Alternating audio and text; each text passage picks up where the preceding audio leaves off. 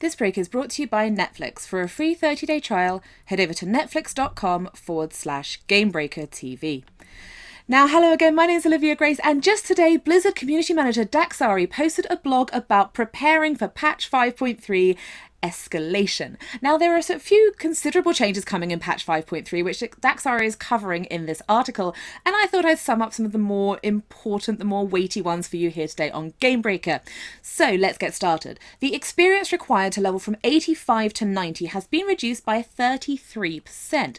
Now, this is a fairly substantial reduction, and Daxari actually adds time to dust off those alts. So Blizzard, in finally recognizing that alts are a thing in Mists of Pandaria, shocker.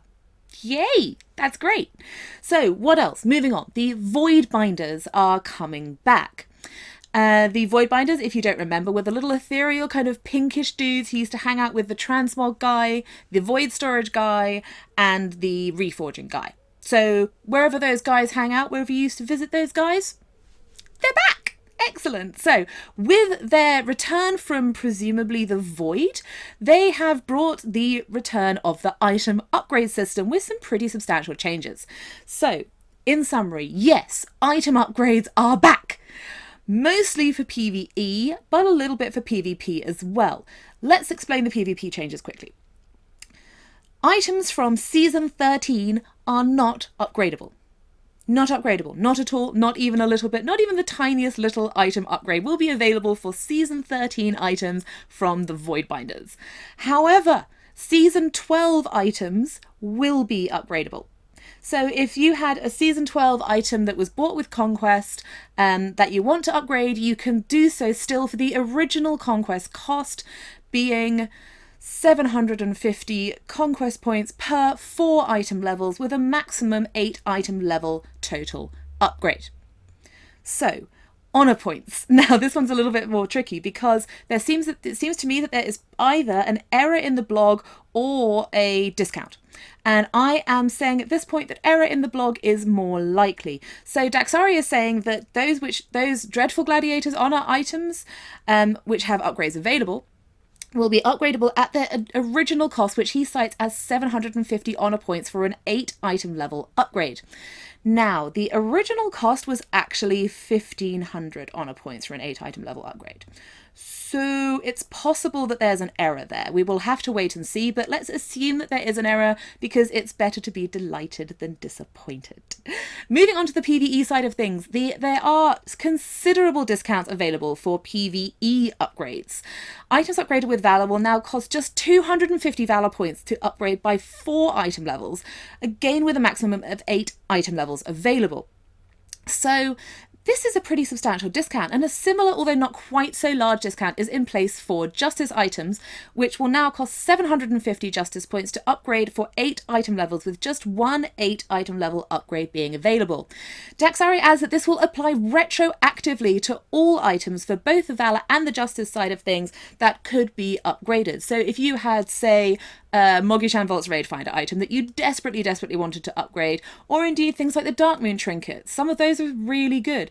If you haven't got a better trinket yet and you have spare stuff kicking around, then you could use that for this. You could use your spare currency to upgrade those items if you wanted to at the reduced rate. So that's important to note, that the rate is still less for older items. Moving on, what else is new? There's some changes to heirloom items. So very briefly, the cost of heirloom upgrades in return for Justice, in return for Honor, and also Darkmoon Fair tickets are being reduced by 60%. So yay, it's some good news for leveling all round, in my opinion. Moving on out of the leveling and gearing side of things, heroic scenarios. Heroic scenarios are coming in patch 5.3. They're a new thing. They are requiring of a pre-made group of 3. Now, this to me is a little bit interesting because to me, scenarios are something which was very well suited to the random queue. They were very easy. Really very easy. They had no particular requirement of any certain role, and you could just sort of queue up really quickly and buzz through one. It was kind of a good way to waste time and actually do something and actually get something out of your time-wasting activities, which means it's not really a waste of time at all. Good job, Olivia. Anyhow, these ones require a pre-made group of 3. So it's going to be really interesting to see how these play out, because to me, that's not what scenarios are really for. Do let me know what you think about that in the comments in the article below. I could be talking utter nonsense. That could be how you've played scenarios all along. However, what's important to note about heroic scenarios, they will award considerable amounts of justice points, as well as a chance to drop a cache containing some very high-end gear, and they have an item level requirement of 480. Now that's quite high. That's quite high. I mean, it's not that hard to get to, but it's quite high when you consider that that's the same item level requirement as LFR. So there's that. Moving on, lesser charms. They are adding more and more and more ways for us to get the lesser charms. They are desperate for us to have all the lesser charms that we could possibly need, which I think it's great. So outdoor world creatures level 90 and above now have a chance to drop lesser charms, as well as rare spawns in Pandaria, with the exception of Zandalari War Scouts and Zandalari Warbringers, and bosses encountered as part of the Battlefield Barons quest over near Orgrimmar in Kalimdor. So this is really, really good news in my opinion. The more ways they bring in to drop these lesser charms, the better. It just seems like the game is becoming suddenly much, much, much more friendly towards people with alts, people who don't particularly care for daily quests, people like me. Yay! So that's great. And also, I have a funny feeling that this outdoor world creatures above level 90 thing, there might be a farm point for those. It might turn out that there's one of those places that's really good to farm them. So do keep your eyes peeled for that. Last up, there are some really huge PvP changes coming in patch 5.3. We've talked these to death on Legendary, absolutely to death. But if you haven't been paying attention, and if you haven't been paying attention, you can watch all of the Legendary on the Legendary show page, as well as tune in every Thursday at 8 PM Pacific. Anyhow, let's run through the PvP changes really quickly. All characters now have a base resilience of 65%, as stated in Daxari's blog. In addition to that, there is no longer any resilience on PvP gear at max level. These changes aren't yet being pulled back through the lower levels, so keep an eye on that. Don't assume that there's an error because you get some lower level gear that's still got resilience on it.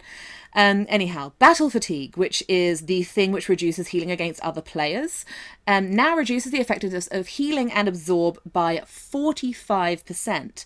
It was previously 30. Now these numbers are likely to be tinkered with. There's never a huge amount of PvP testing that takes place on the PTR, so they sort of have to fly by the seat of their pants, and there may well be shifts with these come live, so try not to freak out about these numbers. What's more, the PvP power bonus to healing, which is kind of offsetting that battle fatigue change, is now being recalculated, based on class and specialization. So healing specializations receive a 100% bonus to healing from PvP power. So if you are a Holy or Discipline Priest, if you are a Mistweaver Monk, if you are a Restoration Shaman, a Restoration Druid, a Holy Paladin, then you will be getting a 100% bonus to your healing from PvP power. If you are a hybrid, so if you are a Druid, Monk, Paladin, Priest, Shaman, and you are not in a healing spec, you will receive a 70% bonus to your healing from PvP power. So 70% of your PvP power will be applicable to your healing. You will still have 100% of it applicable to your damage. So you're kind of doing pretty well there, you hybrids. You lucky hybrids, getting a bit of a double dip on the old PvP power there. And all other specializations and classes, including tanking, receive a 40% bonus to healing from PvP power. So this is essentially making it sure that PvP gear is still the superior choice of PvP, and trying to probably quell the fears that PvE gear will be better. Obviously, we're just going to have to see how that goes. There are bound to be some outliers. There are bound to be some things that throw a spanner in the works. So what else do you need to be doing to prepare for patch 5.3? I mean, save up some Valor for upgrades if you have gear that is worth upgrading. There's no real restriction on the PvE upgrade system, it seems, so save up some currency for that if you wish to, if you find that you've actually kind of maxed out on the Shadowpan Assault stuff. But if you're looking at the possibility of upgrading lower end stuff, rather than buying the Valor items from the Shadowpan Assault, have a really good think about that. It's not necessarily the best thing to do to upgrade older gear, depending of course on what that older gear is. What else? So as far as the currency conversion goes, they haven't really spoken about that at all, talking of currency. It's pretty safe to assume, given that there's no new raid and there's no new PvP season, that there will be no currency conversions taking place whatsoever.